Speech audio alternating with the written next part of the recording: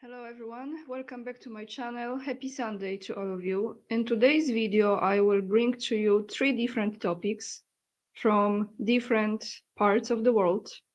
The first video that I will be sharing with you is President Vladimir Putin praising President Donald Trump. Yes, you heard me correctly. I'm gonna play this short clip for you and I will give you my comment on that. The second video is something that I really didn't address for a while, and that is from Poland. The problem that Poland already has with illegal migrants that are being delivered to Poland, quite a number of them, and causing already trouble, and how Polish citizens, not the authorities, but Polish citizens are taking things into their own hands and protesting against this.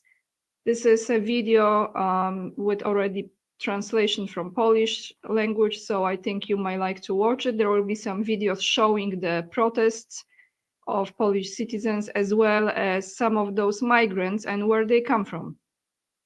And the last, but definitely not least, is an interview that has been taken with Peter Thiel, who some of you know who he is. He is a co-founder of PALANTIR technology. And in that interview, he was asked many very good questions. However, I will focus on two questions. The first one is PALANTIR the Antichrist technology? And the other question that the person who interviewed him asked was, is Peter Thiel for the humanity to survive, to go on, to continue? I think this is an important listen. We have to pay attention to what he's saying, and I will also give you comments about that person or creature, as he definitely is. So let's start with President Putin saying few words about President Trump. Some of you only support Putin. Some of you don't support none of those two. Some of you are on the fence, and I support both.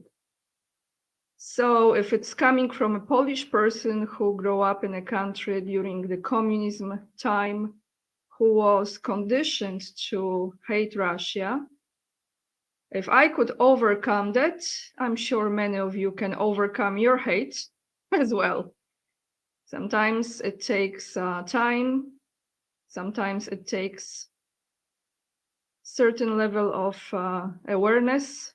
And sometimes maybe you will not ever wake up to things. Let me play this clip.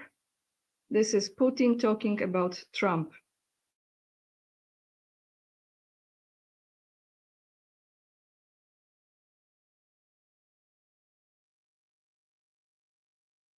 I deeply respect the current American president.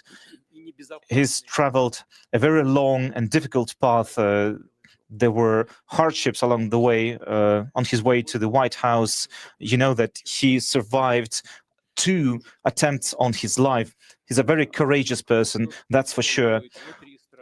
As for what he's doing within the country, within the United States, or when it comes to the Middle East and his efforts there to achieve peace, for example, in the Ukraine crisis, we value that a lot.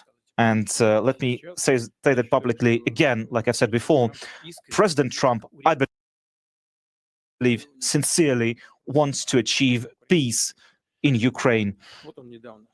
Just recently, he said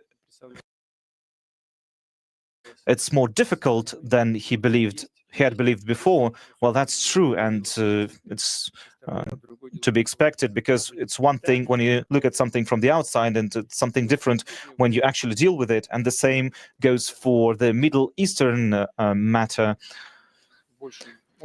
Although over there, I think he had much more experience. He was more involved in the Middle East before, but it's difficult there as well, because real life is always difficult. it's more difficult than what you initially believe. But personally, I'm always open to any contacts, to any meetings. And I know that President Trump has said on multiple occasions that we could meet. But I personally think this is something you need to prepare for. Because as a result of such a meeting, we need to achieve some kind of new level of partnership. But overall, thanks to President Donald Trump, relations between Russia and the United States are starting finally to get better in some respects. Of course, we still have issues diplomatically, but the first steps are there. We're moving forward. President Putin reached out to you to help you with the Iran crisis. We made some nice statements today. Did you see the statement? I saw the statement. Very nice. Vladimir Putin made some very nice statements today. Look, he respects our country again. He didn't respect it a year ago, I can tell you right now. But Putin respects our country. And President Xi of China respects our country. And Kim Jong-un they respect our country again. We were not a country that was respected just a year ago. We had a president that was incompetent. We had bad people circulating around this desk, this beautiful Resolute desk. They had, I guess, evil intentions. You couldn't be that stupid. I mean, they had evil intentions. But the world respects our country again.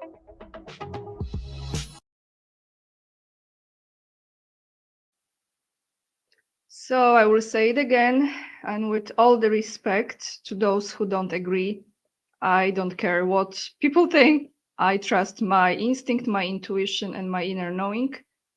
Putin and Trump are fighting the same evil. Putin is fighting successfully the deep state within Russia. There were many, for sure.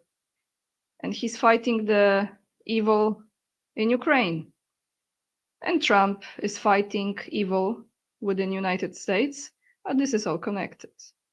This is really international evil. So there you have it, everyone. Maybe those of you who respect Putin will respect what he said. Now let's go to Poland. I will play for you the current situation with illegal migration in Poland.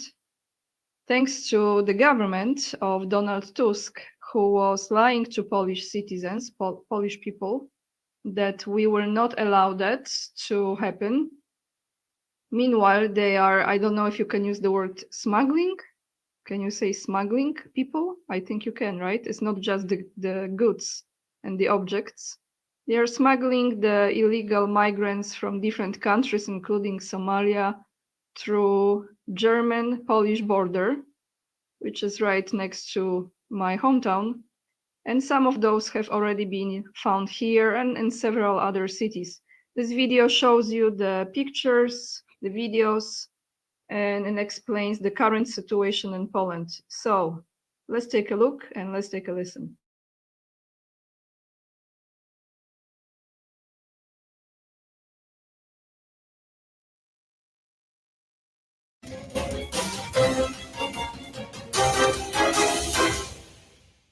Patrzcie sobie, dużo nie mogę, bo tutaj też groźby. Jestem na Lubieszynie. Lubieszyn, przejście graniczne. Tutaj Gestapo z SS podrzucają inżynierów. More videos are coming out, documenting the transfer of illegal immigrants from Germany to Poland. Polish authorities are not responding, but the Polish people are. They have had enough and are protesting more and more strongly against illegal immigration. Tak, w szczególności obserwujemy kraje zachodnie, no i jest to niepokojące, co tam się dzieje. Czy w krajach skandynawskich, czy we Francji, wszyscy mówią, jest dramat. Jest dramat, te kraje już nie przypominają tych krajów, którymi były przed zalewem imigrantów. That is why the residents of Skierniewice do not want a foreigner integration center built in their city. Nie robimy polityki. We are not politicians, we don't do politics. We are simply doing this as residents, because we live here. If we don't take care of this, no one else will take care of it for us. The mayor assures that no such center will be built in Skierniewice, but not everyone believes him, especially after it turned out that 2 illegal immigrants, claiming to be minors, were sheltered in a local local orphanage. Chciałbym też, proszę Państwa, żebyście I would not like you to make us, the local government, a scapegoat, because in reality, we are not the ones inviting illegal foreigners to Skierniewice. We are only enforcing the law, because no one, including the director, wants to face criminal charges or disciplinary proceedings for not accepting such a person. The problem is that the victims in this case are not officials, but children in orphanages. To już widać właśnie u nas. Recently, 2 migrants were placed in an orphanage. Why in an orphanage and not in another facility? Because it was determined, perhaps based on interviews with them, that they were under 18 years of age.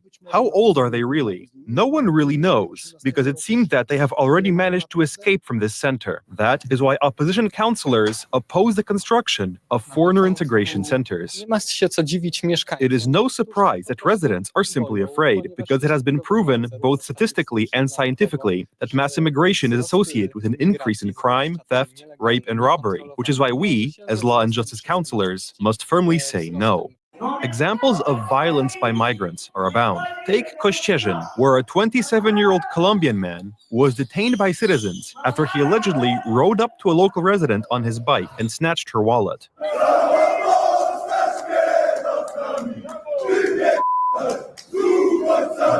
In Toruń, public outrage boiled over after a brutal attack by an illegal immigrant, which left a young Polish woman in critical condition. And here,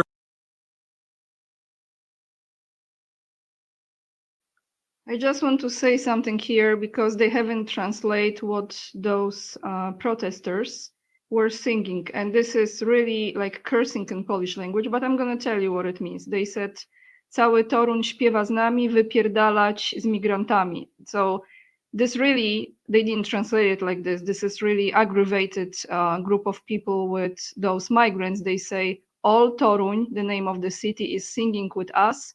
Get the fuck out with immigrants. I mean, straight to the point. Let's continue. a similar protest in Radom. This is how the brain of a procrastinator functions compared to a high achiever. Ja pamiętam, jak tutaj w Gubinie. I remember how a few months ago, here in Gubin, we organized one of the first protests, and some people were shaking their heads. Today, it turns out, all of Poland is talking about this. The presidential campaign also largely revolved around this issue, and I think this shows that a well-organized nation is able to defend itself. Problems with the integrity of Poland's borders have been festering ever since the Civic Coalition, led by Donald Tusk, took power in late 2023. It intensified rapidly after the presidential election, which saw Tusk's candidate for president defeated. Since June 1st, since the end of the elections, we have had a mass invasion. This applies to both the border with Belarus and the border with Germany. German authorities are bringing unwanted migrants from Afghanistan, Pakistan, Somalia, and other countries to Poland in large numbers. Excuse me. Sorry to interrupt again, but this is actually from my hometown, from Szczecin. This has been recorded a few days ago. Do you speak English? Do you speak English? What are you doing here? You are from Somalia. Our government is unwilling to stand up to Germany, and these people are being sent back to Poland. Regretfully, they are often in poor health. An example from a few days ago, Germany sent a man who had a broken leg. They sent us a man with a broken leg and no medical supplies. However, protests by Poles and warnings about the consequences of mass immigration failed to make an impression on the government, which often forces local governments to accept immigrants through financial blackmail. As an example, after councillors in Kożuchów passed a resolution against the forced relocation of illegal immigrants, they were denied money to subsidize the education of children. According to the evaluator, the submitted application cannot be accepted for implementation due to the fact that discriminatory measures have been taken in the municipality of Kożuchów. Resolution number 19/99/25 of the Kożuchów City Council on preventing the creation of centers for illegal immigrants in the municipality of Kożuchów, in the opinion of the evaluator, violates Article 9, Section 3 of the Regulation of the European Parliament and of the Council. Therefore, the opposition is demanding the resignation of Minister of Internal Affairs and Administration Tomasz Siemoniak. Zdecydowanie miarka już się przebrała. Things have gone gone too far. This is not a situation that we have been observing since yesterday, last week, or last month. This situation has been going on for about a year. The EU Migration Pact will come into force in the middle of next year. Tens and perhaps even hundreds of thousands of illegal immigrants from Africa and the Middle East will then begin to arrive in Poland as part of forced relocation every year, if not stopped.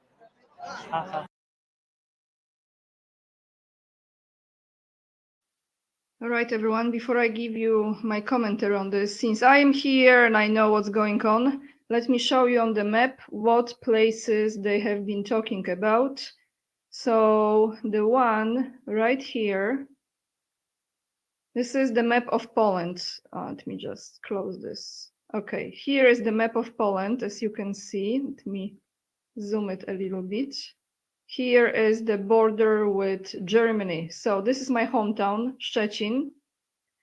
Here is Lubieszyn. So here is where they were smuggling those people. And another place is right here.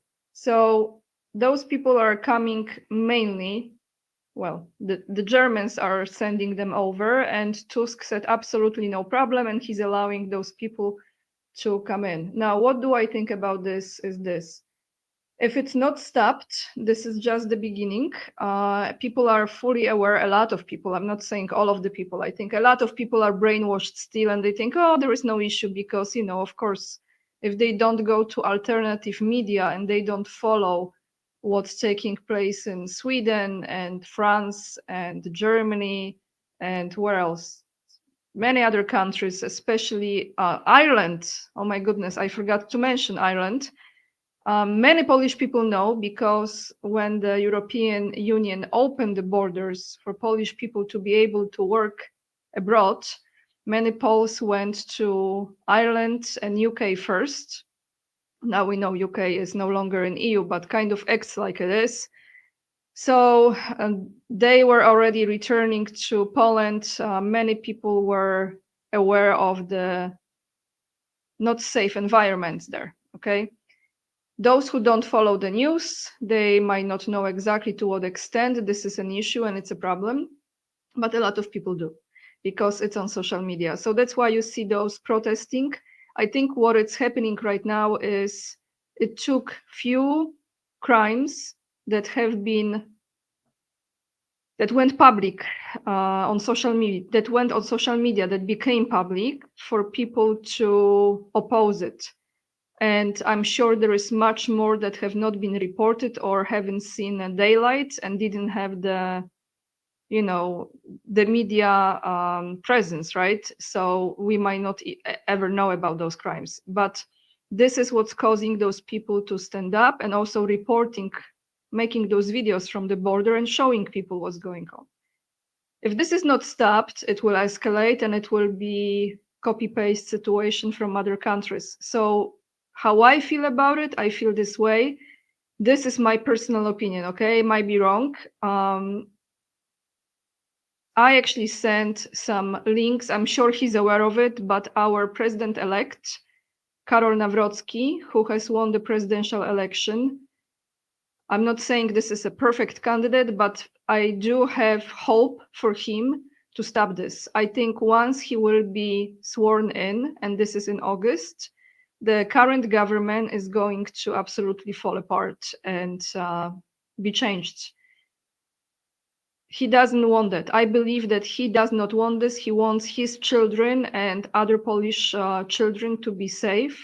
Anyone, not just children, to feel safe in the country, to grow up in a country that is safe. And I think this is what he's going to focus on, as many other things as well.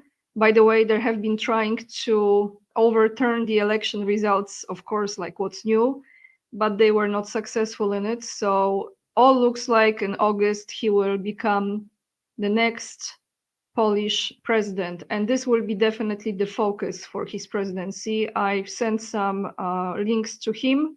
I mean, I don't know him, of course, personally, but you know, you have social media, so you can find a way to do it. And I'm sure I'm not the only one, and he knows about those things already. So that's how it looks like, everyone. If you hear from channels like PBD, right? What's his name? Patrick, channel channel that I've mentioned, a lot of those people think, oh, Poland doesn't have this problem. Yes, Poland has this problem. Many people are too far away to really know what's going on. That's why I'm playing you these videos and talking about it now, a little bit late, but you know, I will keep a track on that as well. So now let's go to the last topic of this video about the Antichrist. That might be in the title of this video. Because in my personal opinion, when I think who is Antichrist, I actually think about it's an energy, and it's a form of energy represented by not just one person, in my opinion, but by the structure or system, or yeah, it's energy. So this would actually make sense. He was asked about this, Peter Thiel, who is the co-founder of Palantir Technology. But the first question from the interview with him that I'm going to play for you was if he wants human race to go on, to continue. After I play those 2 clips from this interview, I will give you my personal opinion about that person. So let's take a listen.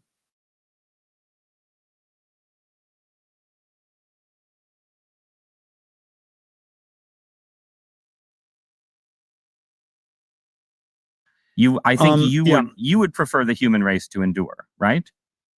Uh, You're hesitating. Yeah, well, yes, I don't know. I would.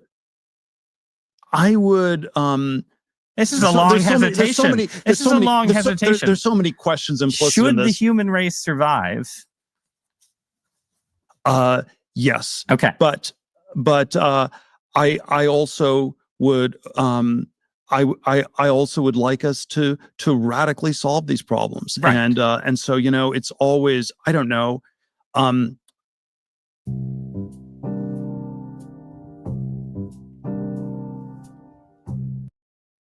you know, yeah, transhumanism is this, you know, the ideal was this radical transformation where your human natural body gets transformed into an immortal body. And there's a critique of, let's say, the trans people in a sexual context, or I don't know, transvestite is someone who changes their clothes and cross dresses, and a transsexual is someone where you change your, I don't know, penis into a vagina, and we can then debate how well those surgeries work. But we want more transformation than that. It's the critique is not that it's weird and unnatural. It's, man, it's so pathetically little. And okay, we want more than cross-dressing or changing your sex organs. We want you to be able to change your heart and change your mind and change your whole body. And then Orthodox Christianity, by the way, the critique Orthodox Christianity has of this is these things don't go far enough. Like that transhumanism is just changing your body, but you also need to transform your soul, and you need to transform your whole self. And so, right. But the other, where, wait. I generally agree with what I think is your belief that religion should be a friend to science and ideas of scientific progress. I think any idea of divine providence has to encompass the fact that we have progressed and achieved and done things that would have been unimaginable to our ancestors. But it still also seems like, yeah, the promise of Christianity in the end is you get the perfected body and the perfected soul through God's grace. And the person who tries to do it on their own with a bunch of machines is likely to end up as a dystopian character. Well, it's let's articulate this. And you can have a heretical form of Christianity, right? That says something else.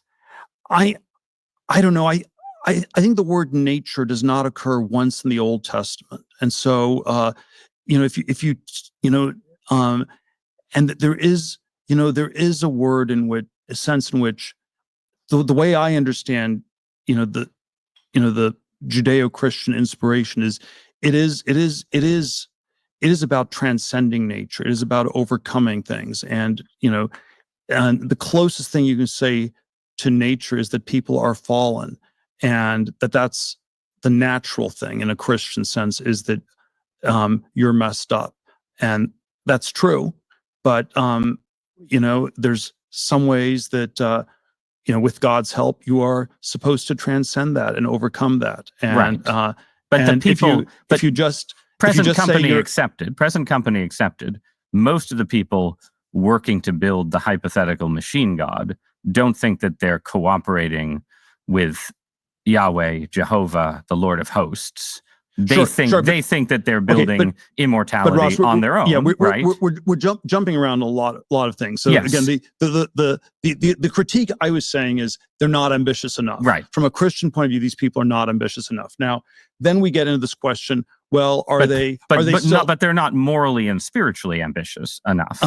And are they still physically ambitious enough? And are they even still really transhumanists? And this is where, okay, the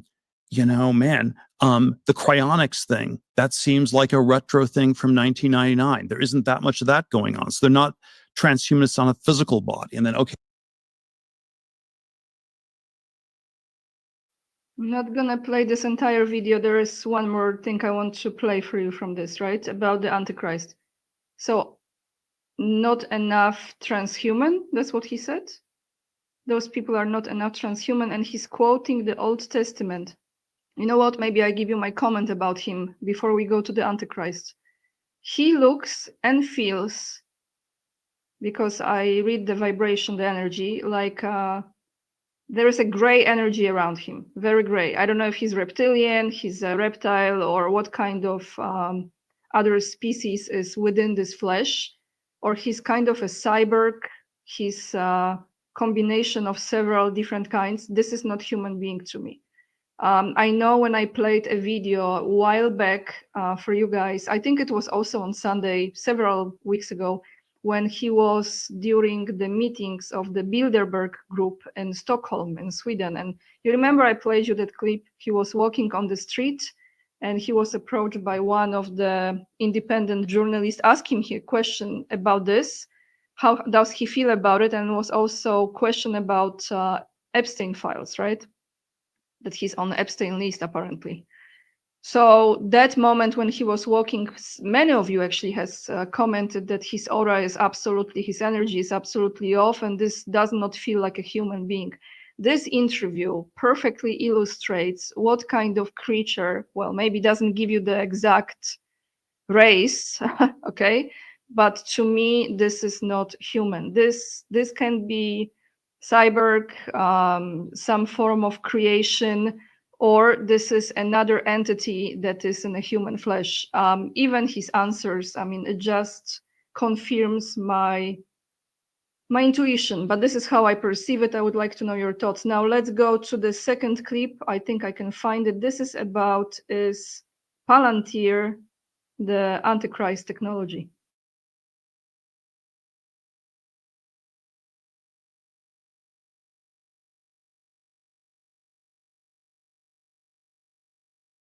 The macro economy, and those are the kinds of questions I'd want us to push more. There's also a very macroscopic question that you're interested in that, will pull on the religion thread a little bit here. You have been giving talks recently about the concept of the Antichrist, which is a Christian concept, an apocalyptic concept. What does that mean to you? In business, you only get one chance to make a great first impression. What is the Antichrist? How much time do we have? We've got as much time as you have to talk about the Antichrist. All right. Well, I could talk about it for a long time. I think there's always a question. How do we articulate, some of these existential risks, some of the challenges we have, and they're all framed as sort of runaway dystopian science text. There's a risk of nuclear war. There's a risk of environmental disaster, maybe something specific like climate change, although there are lots of other ones we could come up with. There's a risk of, bioweapons. You have all the different sci-fi scenarios. Obviously, there are certain types of risks with AI. But I always think that if we're going to have this frame of talking about existential risks, perhaps we should also talk about the risk of another type of a bad singularity, which I would describe as the one world totalitarian state.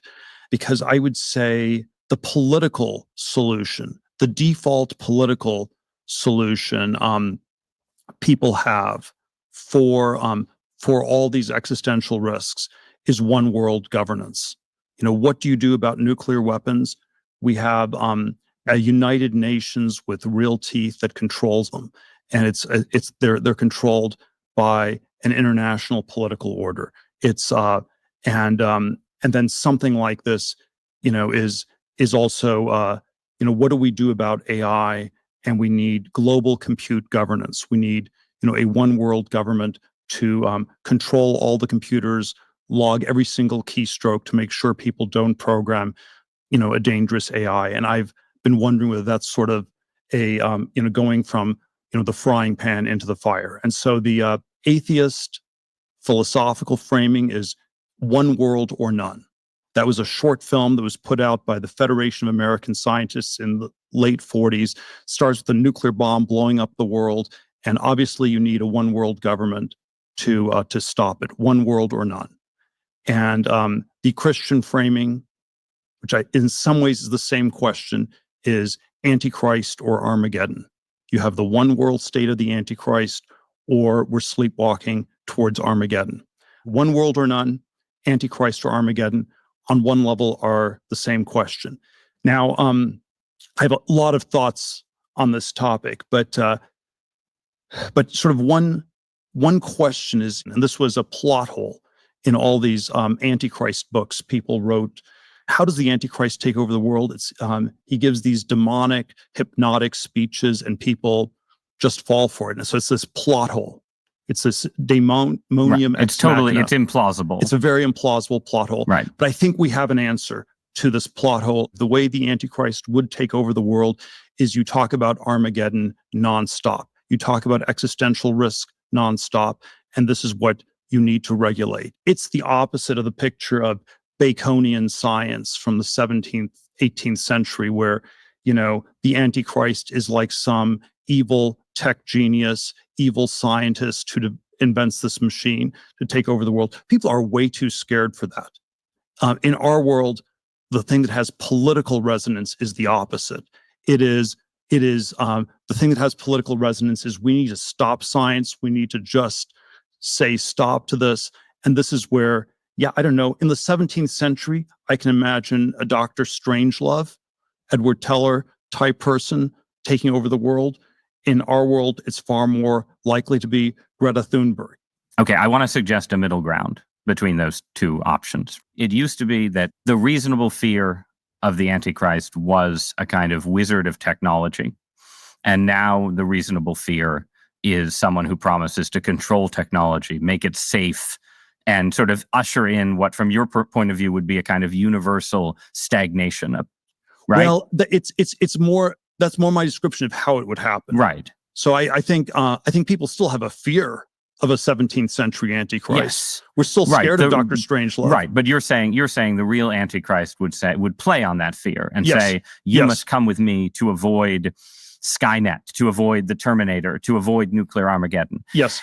And I guess my view would be, looking at the world right now, that you would need a certain kind of novel technological progress to make that fear concrete, right? So I can buy that the world could turn to someone who promised peace and regulation if the world became convinced that AI was about to destroy everybody, right? But I think to get to that point, you need one of the accelerationist apocalyptic scenarios to start to play out, right? To get your peace and safety Antichrist, you need more technological progress. Like, one of the key failures of totalitarianism in the 20th century was it had a problem of knowledge. It couldn't know what was going on all over in the world, right? So you need the AI or whatever else to be capable of helping the peace and safety totalitarian rule. So don't you think you need your worst case scenario to involve some burst of progress that is then tamed and used to impose stagnant totalitarianism? You can't just get there from where we are right now.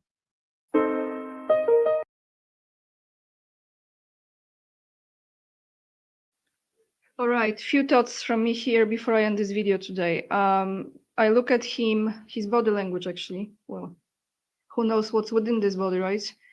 But it's interesting how he does not really smile much throughout this interview, but when the name Antichrist was mentioned, he was answering this, a smile appeared on his face.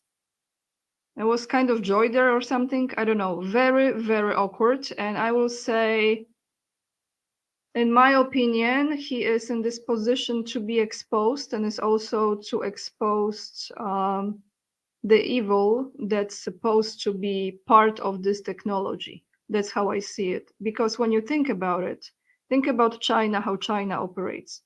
And I'm using this as an example because some people say that's evil government there, and some people say it's actually everything is in order and everything is safe because you have this control non-stop over citizens so they don't commit crimes, etc.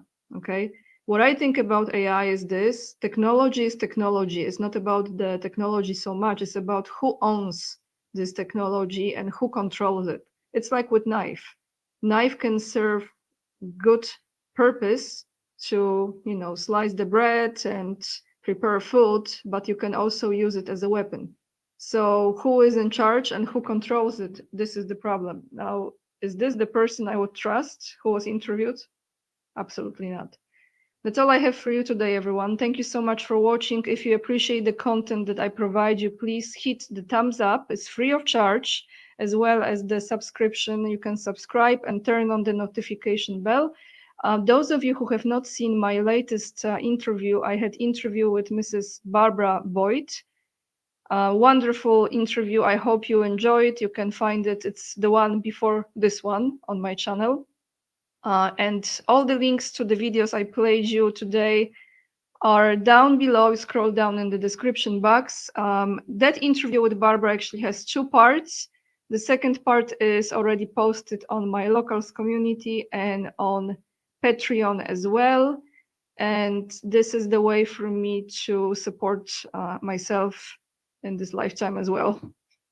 You gotta pay bills, right? That's how it looks like. That's reality. Thank you so much for watching and for supporting my work. Lots of love, and remember, we are the leading edge and we are saving humanity, and I see you in another video. Bye everyone.